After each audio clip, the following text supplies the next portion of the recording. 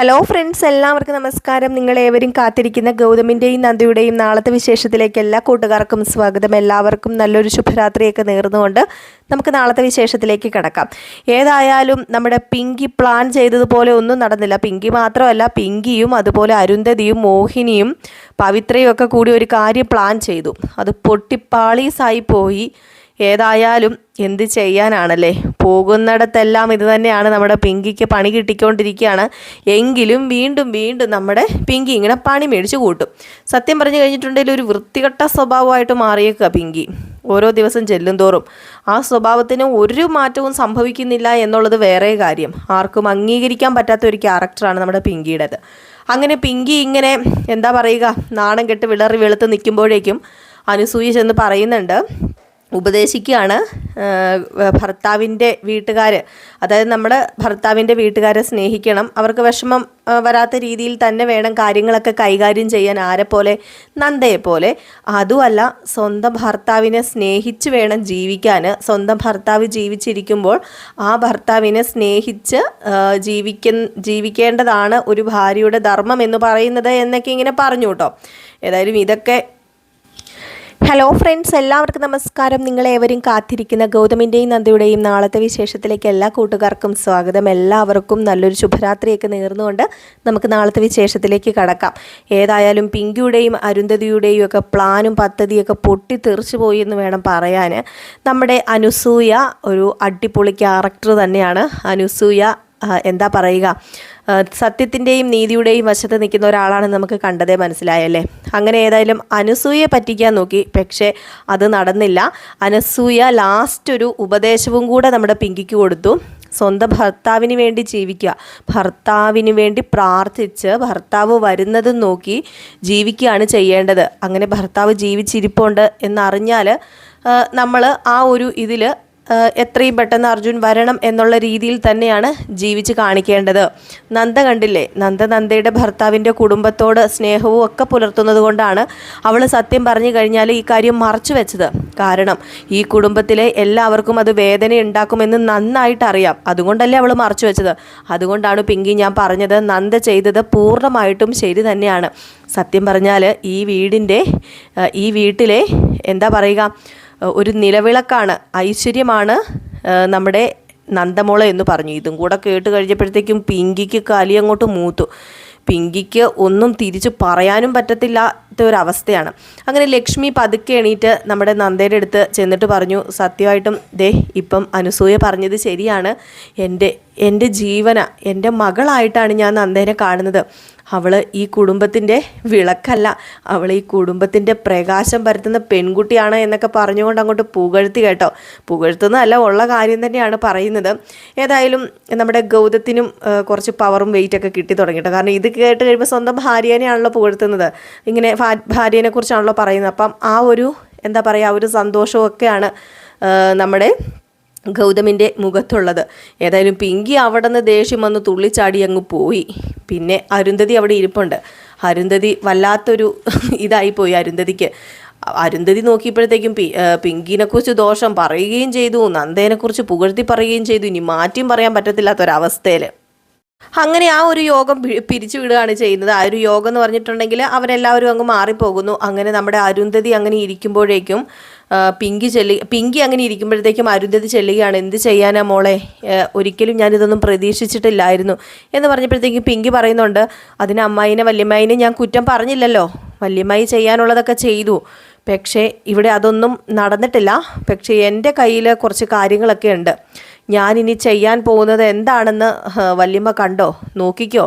ഈ പിങ്കി അങ്ങനെ വെറുതെ അടങ്ങി ഒന്നും ഇരിക്കില്ല. പിങ്കി മനസ്സിൽ വിചാരിച്ച കാര്യങ്ങൾ എന്താണെന്ന് വെച്ചാൽ അത് നടത്തിയിരിക്കും. അത് നടത്താനുള്ള കഴിവും പ്രാപ്തിയും ഈ പിങ്കിക്കുണ്ട് എന്ന് പറഞ്ഞുകൊണ്ട് പിങ്കി വെല്ലുവിളിച്ചിട്ട് അങ്ങ് പോയിട്ടോ. കാരണം പിങ്കിക്ക് വേറെ ഒന്നുമല്ല, പിങ്കിക്ക് എങ്ങനെയെങ്കിലും നമ്മുടെ ഗൗതമിനെ സ്വന്തമാക്കണമെന്ന് തന്നെയാണ് ഇപ്പോഴും നമ്മുടെ പിങ്കിയുടെ മനസ്സിലുള്ളത്. അങ്ങനെ പിങ്കി പല കാര്യങ്ങൾ അതിനുവേണ്ടി ചെയ്യുന്നുണ്ട്. കാരണം നിങ്ങളൊക്കെ ഇന്ന് പ്രമോയ്ക്കകത്ത് കണ്ടു കാണും, നമ്മുടെ പിങ്കി ബ്ലഡ് കൊണ്ടാണോ ആ ഒരു കണ്ണാടി ചില്ലിൽ ഇങ്ങനെ എന്തൊക്കെയോ എഴുതി കുറിക്കുന്നത് എന്ന് നിങ്ങൾക്ക് തോന്നിക്കാണും. അങ്ങനെ ഗുഡ് ബൈ ഗൗതം എന്ന് തന്നെയാണ് എഴുതി വെച്ചിരിക്കുന്നത്. അതിനിപ്പം ബ്ലഡിലാണോ അതോ വേറെ എന്തെങ്കിലും കൊണ്ടാണോ എന്നറിയില്ല. നമ്മുടെ പിങ്കിയുടെ പ്രാന്ത് അനുസരിച്ച് അത് ബ്ലഡിലാകാൻ ചാൻസ് ഉണ്ട്. കാരണം പിങ്കിക്ക് ഗൗതമിനോട് അത്രയ്ക്കും വലിയൊരു ആണല്ലോ ഉള്ളത്. അപ്പോൾ അതുകൊണ്ട് അത് ചിലപ്പം ബ്ലഡിലാകാനും ചാൻസ് ഉണ്ട്. അപ്പോൾ ഏതായാലും നമ്മുടെ പിങ്കിയുടെ തീരുമാനം ഈ വീട് വിട്ട് ഇറങ്ങിപ്പോവുക. ഇനി ഈ വീട്ടിൽ താൻ നിൽക്കില്ല. താൻ ഈ വീട്ടിന് ചേരുന്ന മരുമകളല്ല. അതുകൊണ്ട് ഈ വീട്ടിൽ നിന്ന് ഇറങ്ങി പോവുകയാണ് ചെയ്യുന്നത് എന്ന് പറയുക. അതിൻ്റെ കൂടെ നമ്മുടെ പിങ്കിക്ക് അറിയാം അർജുൻ സത്യം പറഞ്ഞാൽ തിരിച്ചു വരുമെന്നുള്ള ആ ഒരു യാഥാർത്ഥ്യം പിങ്കി തിരിച്ചറിഞ്ഞു കഴിഞ്ഞു.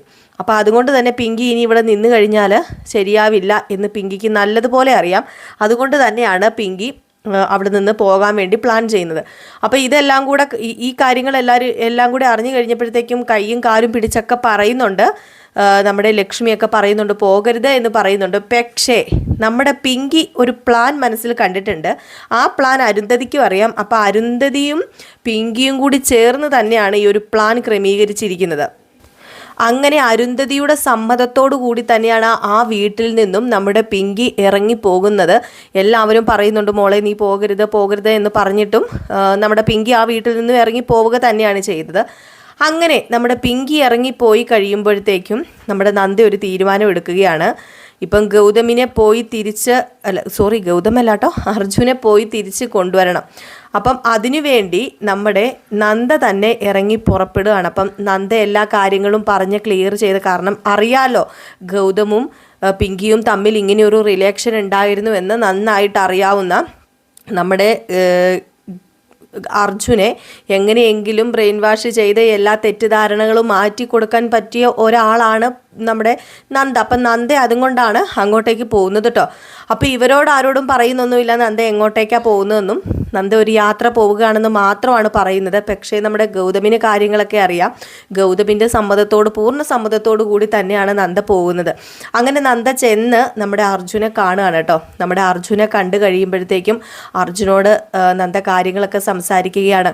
ഒരിക്കലും നിങ്ങൾ തെറ്റിദ്ധരിക്കുന്നത് പോലെയല്ല കാര്യങ്ങളൊക്കെ, നമുക്ക് പിങ്കീനെ മാറ്റിയെടുക്കാൻ പറ്റാവുന്നതേ ഉള്ളൂ, ഞാൻ മാറ്റിത്തരും പിങ്കീനെ എന്നൊക്കെ പറയുന്നു. എന്തൊക്കെ പറഞ്ഞാലും നമ്മുടെ അർജുൻ്റെ മനസ്സിലേറ്റ മുറിവ് മാറില്ല. അതുകൊണ്ട് തന്നെ അർജുൻ പറഞ്ഞു ഏട്ടത്തി ഇവിടെ നിൽക്കേണ്ട, ഏട്ടത്തി പൊക്കോ, ഞാൻ വരില്ല എന്ന് പറഞ്ഞു. അപ്പം ആദ്യം നമ്മുടെ അർജുന് മനസ്സിലായില്ല കേട്ടോ, നന്ദ ആരാണെന്നൊന്നും മനസ്സിലായില്ലായിരുന്നു. നമ്മുടെ നന്ദനെ കണ്ട അറിയില്ല, കാരണം ആ ഒരു വിവാഹ ചടങ്ങിലൊന്നും നമ്മുടെ അർജുൻ അവിടെ ഇല്ലായിരുന്നു. അപ്പോൾ അതുകൊണ്ട് തന്നെ ആദ്യമൊന്നും പുള്ളിക്കാരിക്ക് പിടികിട്ടിയിരുന്നില്ല.